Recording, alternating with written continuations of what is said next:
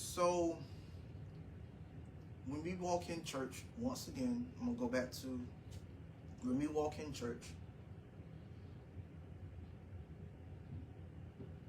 we should always be cautious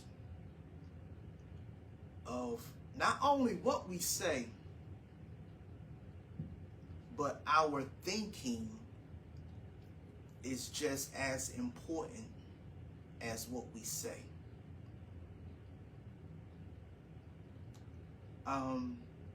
Once again, when people walk into the atmosphere,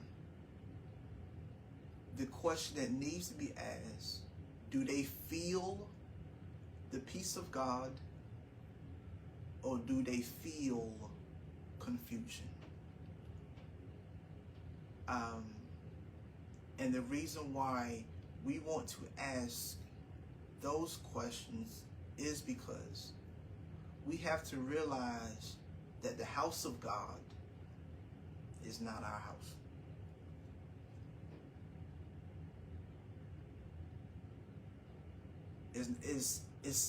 It's not ours. It's His. So we can't do what we want to do in His house. We can't do what we want to do in His house. Let me say it again. We cannot do what we want to do in His house. I'm going to go further.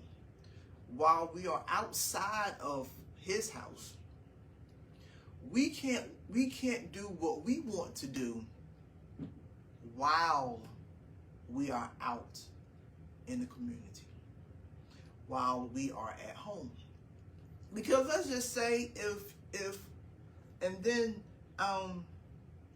the scripture in Colossians that I read from, how it talks about your words be seasoned with salt and walk in wisdom towards outsiders, towards unbelievers. Let's just say you in the grocery store and you just running your mouth and running your mouth and running your mouth and running your mouth about nonsense. And behind you is an unbeliever. You just running your mouth about whatever, running your mouth about whatever. And then that following Sunday, you see that same person in the church.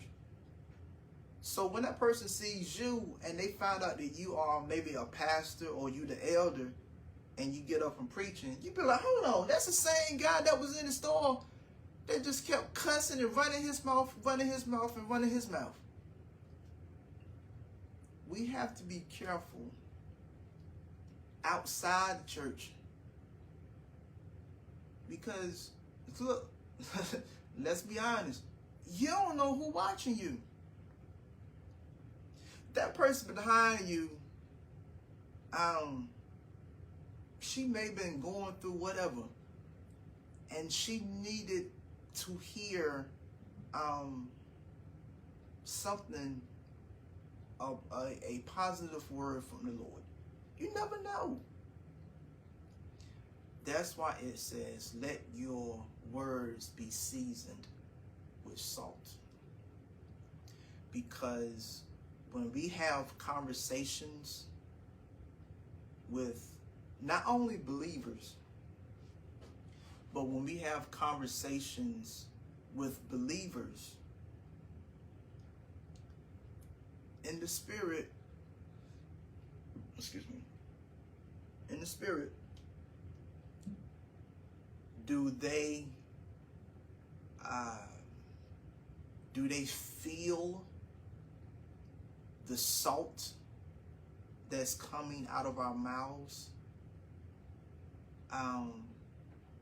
Do they feel, I got one for you, do they feel the love of God during the conversation? Our speech pattern should always, once again, be a reflection of God.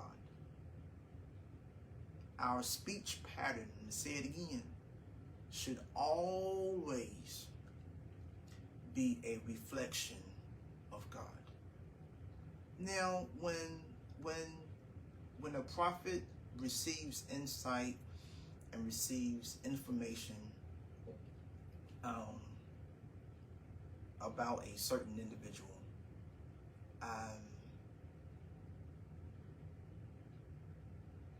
it's not your job to run their name down the street. It's your job to either pray for them, or if God releases you to go to them and say XYZ, that's what you do. But once again, during the conversation, allow those words to be seasoned with salt, and allow those words to be seasoned with grace. Allow those words to be seasoned with salt, and allow those words to be seasoned with grace. Because how many people have come into the church and they left the church because of what was said from our mouths? And let's just face it, everybody is not mature. Everybody's not on cloud 10 with spirit. You got some people that's on cloud 5. You got some people that's just new in this. Some people offend easily. Some people don't offend easily.